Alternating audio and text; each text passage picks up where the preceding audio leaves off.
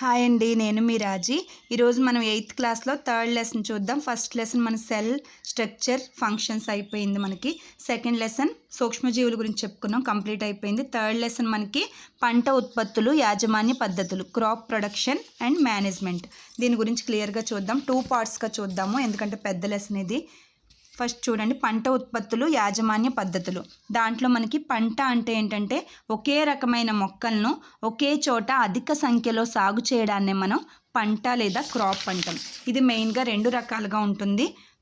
ఒకటి ఖరీఫ్ పంటలు, 2 రబీ పంటలు. ఖరీఫ్ అంటే వర్షాకాలంలో రెయినీ సీజన్లో పండించే క్రాప్స్నే మనం ఖరీఫ్ పంటలు అంటాం. నెక్స్ట్ రబీ పంటలు అంటే శీతాకాలంలో వింటర్ సీజన్లో పండించే క్రాప్స్నే మనం రబీ పంటలు అంటాం. ఇది అక్టోబర్ నుంచి మార్చి వరకు పండిస్తారు రబీ పంటల్ని. నెక్స్ట్ మనకి వ్యవసాయాన్ని ఒక పద్ధతి ప్రకారం పండించాలి, అప్పుడే మనకి పంటలు ఎక్కువ పండుతాయి. ఇవేంటంటే నేలను ఫస్ట్ సిద్ధం చేయాలి, రెండోది విత్తనాలు నాటాలి, సిద్ధం చేసిన నేలలో విత్తనాలు వేయాలి, తర్వాత మనకి దానికి కావాల్సిన సేంద్రియ రసాయన ఎరువుల్ని కలపాలి, తర్వాత నీరు పట్టించాలి, దాంట్లో ఏమైనా కలుపు ఉంటే కలుపు నుండి రక్షణ కల్పించాలి, తర్వాత మనకి ఎదిగిన పంటను కోత కోయాలి, ఆ కోసిన పంటని భద్రపరచడం లేదా నిల్వ చేయడం చేయాలి. ఇలా గుర్తుపెట్టుకోండి, ఇది లైన్గా గుర్తుండాలి, ఎందుకంటే చాలా ఎగ్జామ్స్లో మనకి ఇది బిట్ అడుగుతున్నాడు వరుస క్రమంలో పెట్టమని. ఇక్కడిదక్కడ అక్కడిదిక్కడ ఇస్తాడనమాట. దీంట్లో మనకు ఒక్కొక్క దాని గురించి క్లియర్గా చూద్దాం. ఫస్ట్ది ఏంటంటే నేలను సిద్ధం చేయడం. ఏంటంటే నేలను తిరగవేయడం లేదా గుల్లబారేటట్లు చేయాలి. దీనివల్ల మనకి మొక్కల వేళ్ళు లోతుగా చొచ్చుకొని పోయి అక్కడ ఉన్న ఆక్సిజన్ పీల్చుకోవడానికి అవకాశం ఉంటుందన్నమాట. ఈ వదులుగా ఉన్న నేలలోనే మనకి సూక్ష్మజీవులు, వానపాములు పెరిగి ఇవి రైతుకు మిత్రులుగా హెల్ప్ చేస్తాయన్నమాట పంటలు బాగా పండడానికి. తర్వాత కొన్ని సెంటీమీటర్ల వరకు ఉన్న ఉపరితల మృత్తికలో మాత్రమే మొక్కలు పెరగడానికి అనుకూలంగా ఉంటుంది. తర్వాత లోతుగా ఉన్న మృత్తిక అంతగా ఉపయోగపడదు. అయితే నేలను వదులుగా చేసే విధానాన్ని చాళ్ళు తీయడం లేదా దున్నడం అంటాం అన్నమాట. దీన్ని మనం మెయిన్గా నాగలితో చేస్తాం. పూర్వకాలం నుంచి ఉపయోగించే నాగలితో దున్నుతారు. వ్యవసాయ పనిముట్ల గురించి చూద్దాం. అంటే నేలలో ఉన్న మట్టి గడ్డల్ని ముక్కలు ముక్కలుగా చేసి నేలలో కలిపేయడానికి మనకి వ్యవసాయ పనిముట్లు ఉపయోగపడతాయి.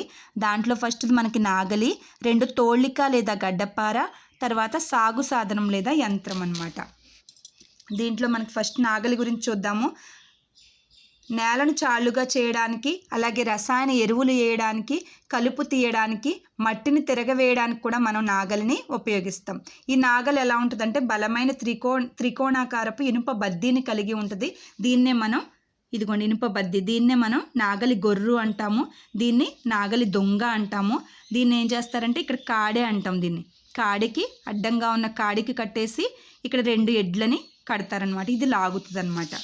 నెక్స్ట్ మనకి గడ్డపార లేదా తోళ్ళిక. ఇది కూడా కలుపును తీయడానికి, నేలను గుల్లగా చేయడానికి వాడే సులువైన పరికరం.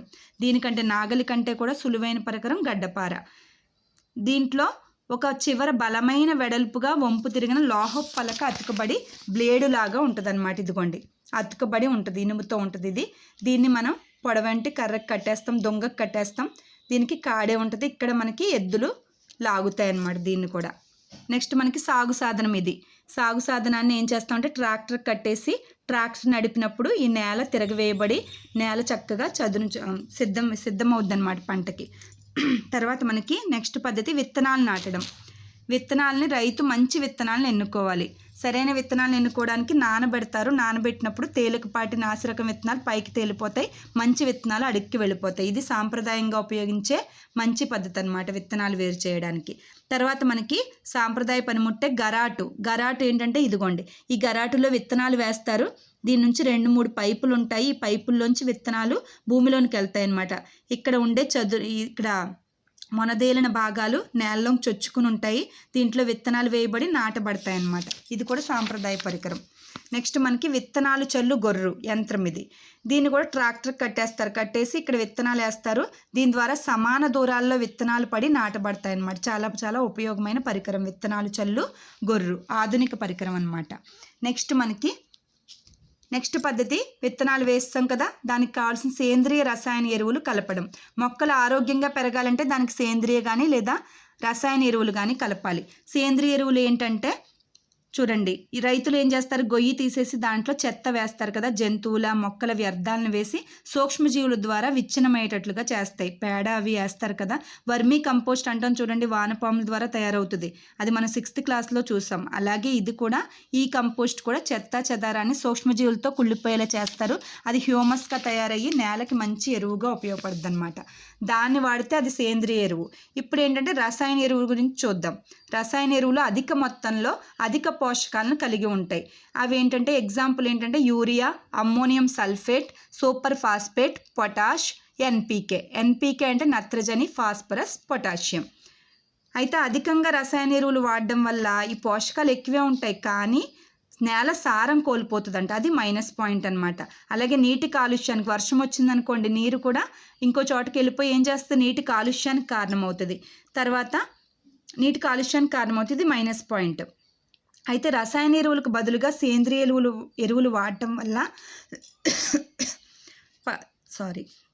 సేంద్రియ ఎరువులు వాడాలన్నమాట. మధ్యలో ఒక సంవత్సరం రసాయన ఎరువులు వాడినప్పటికీ ఇంకో సంవత్సరం సేంద్రియ ఎరువులు వాడాలి. అప్పుడు నేల మనకి మళ్ళీ సేంద్రియంగా తయారవుతుంది అన్నమాట మంచిగా. తర్వాత పంట నిలుపుదల, ఒక పంటకి నెక్స్ట్ వేసే పంటకి మధ్యలో గ్యాప్ ఇవ్వాలి. అప్పుడు మనకి నేల కొంచెం కవర్ అవుతుంది అనమాట, మంచిగా తయారవుతుంది. ఆ తర్వాత సేంద్రియ ఎరువులు వాడడం వల్ల నేల ఆకృతి, నీటిని నిల్వ చేసుకునే సామర్థ్యం కూడా మెరుగుపడుతుంది. నేల మరలా పోషకాలతో పూరించబడుతుంది. అలాగే పంట మార్పిడి, ఒక పంట వరి పంట వేసి నెక్స్ట్ పంట మనం లెగ్యుమినేసి జాతికి చెందిన చిక్కుడు, బఠానీ, అలాగే వేరుశెనగ, తర్వాత పెసలు, మినుములు, పప్పు ధాన్యాలు పండించామనుకోండి, దాంట్లోకి నత్రజని స్థాపించబడుతుంది. అక్కడ రైజోబియం బ్యాక్టీరియా ఉంటుందని మనం చెప్పుకున్నాం చూడండి. లెగ్యుమినేసి మొక్కల వేళ్లలో, బుడిపెలలో రైజోబియం బ్యాక్టీరియా ఉండి నత్రజని నేలలో స్థాపించడం వల్ల మళ్ళీ నేల సేంద్రియంగా తయారయ్యి నెక్స్ట్ పంటకి మంచిగా తయారవుతుంది అనమాట. అలాగే స్నేహపూర్వక సూక్ష్మజీవుల వృద్ధిని కూడా అధికం చేస్తాయి ఈ సేంద్రియ ఎరువులు. ఓకేనా? ఇప్పుడు మనం రసాయన ఎరువులు, సేంద్రియ ఎరువులకి డిఫరెన్సెస్ ఏంటంటే చూద్దాము. రసాయన ఎరువులు మానవునిచే తయారు చేయబడ్డ అకర్బన లవణాలు, కర్బనం ఉండదు ఇందులో, మానవులతో తయారు చేయబడతాయి. సేంద్రియ ఎరువులు అయితే సూక్ష్మజీవులతో తయారు చేయబడతాయి. జంతువుల, వృక్షాల వ్యర్థాలు విచ్ఛిన్నం చేయబడడం వల్ల తయారయ్యే సహజ పదార్థము సేంద్రియ ఎరువు. తర్వాత ఇది కర్మాగారాల్లో లేదా ఫ్యాక్టరీలో తయారు చేస్తారు రసాయన ఎరువుని. సేంద్రియ ఎరువుని మనం పొలాల్లో రైతులు తయారు చేస్తారు. అలాగే రసాయన ఎరువులు నేలకి హ్యూమస్ని అందించలేవు. అలాగే సేంద్రియ ఎరువు అయితే నేలకి హ్యూమస్ని అధికంగా అందిస్తుంది. ఇది +పాయింట్. అలాగే రసాయన ఎరువులు ఎన్పీకేని ఎక్కువగా కలిగి ఉంటాయి. ఇది +పాయింట్ దీనికి, రసాయన ఎరువులకి. సేంద్రియ ఎరువుల్లో అయితే కొంచెం ఎన్పీకే తక్కువగా ఉంటుంది అనమాట. ఇది ఒక్కటే మైనస్. ఓకేనా? ఇది డిఫరెన్సెస్. దీంతో మనకి పార్ట్ 1 కంప్లీట్ అయింది. నెక్స్ట్ వీడియోలో మనం పార్ట్ 2తో కలుద్దాము. అయితే నాకు ఛానల్ సబ్స్క్రైబ్ చేసుకోండి, ఎప్పటికప్పుడు మీకు అప్డేట్ వస్తుంది. కాబట్టి మీరు మర్చిపోయినా అది చూడమని, చదవమని గుర్తు చేస్తుంది కాబట్టి అప్డేట్. నా ఛానల్ కంపల్సరీ సబ్స్క్రైబ్ చేసుకుని please keep watching and share my videos to friends. Thank you so much.